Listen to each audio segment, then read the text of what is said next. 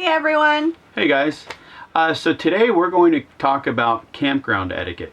The reason this came up was because we're currently at a campground in Wisconsin, and we've had a few bad incidents here and there, but it's like everything that we've experienced kind of culminated at this campground, and we wanted to go through, make this a constructive video to talk about some of the finer points of campground etiquette. Now, the number one violation we see of campground etiquette is walking through other people's campsites. When you get to a campground, you're paying for a specific site. It's almost like you're renting property at that campground.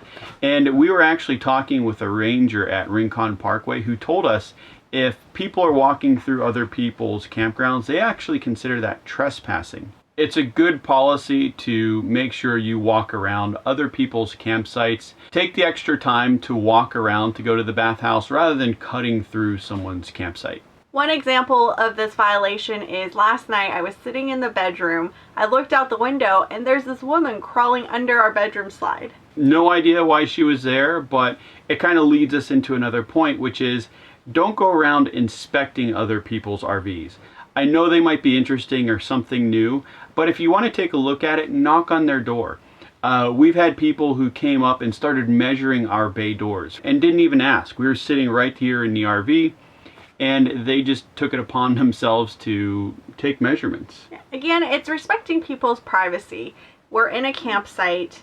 Essentially, we have a yard, and if you're in a house and you have a yard, you don't expect people to just walk up to your window and start measuring it. Now, if you get to a campground and you're not assigned a specific site, and there are plenty of sites around, try to park as far away from other people as possible.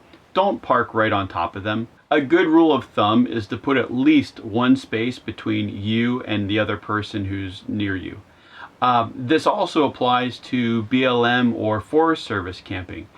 People who go camp out there are trying to get as far away from other people as possible. So if you see someone else on BLM or Forest Service land, again, try to park as far away as possible, and even to the point of trying to park out of eyesight.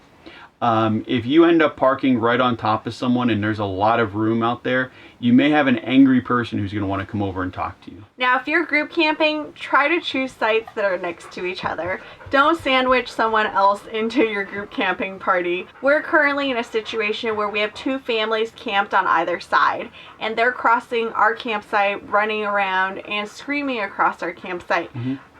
They had the opportunity to park next to each other. For some reason, they chose not to. So be mindful of that when you're group camping. Try to choose sites that are next to each other. Also, be mindful of your children. Now, we completely expect that kids are going to be at a campground, running around, playing, and just being kids. But it's good to educate them on this kind of etiquette and not have them running through other people's campgrounds. If they are getting pretty rowdy, try to quiet them down, because that leads us into the next one, which is noise. Yeah, be mindful of the amount of noise that you're creating. Is your stereo on really loud? Do you have the Sunday night football game just on full blast outside?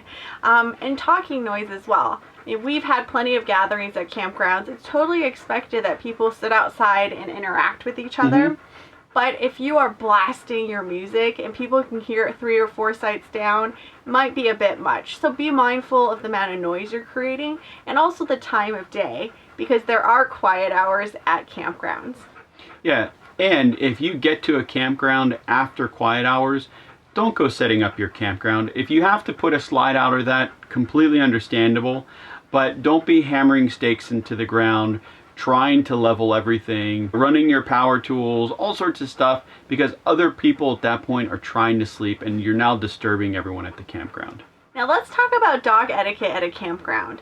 Make sure you pick up after your dog.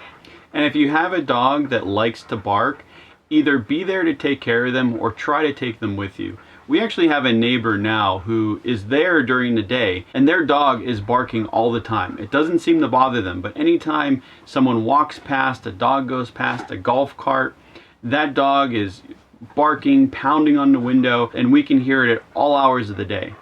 If you happen to leave and your dog is barking, be mindful of that.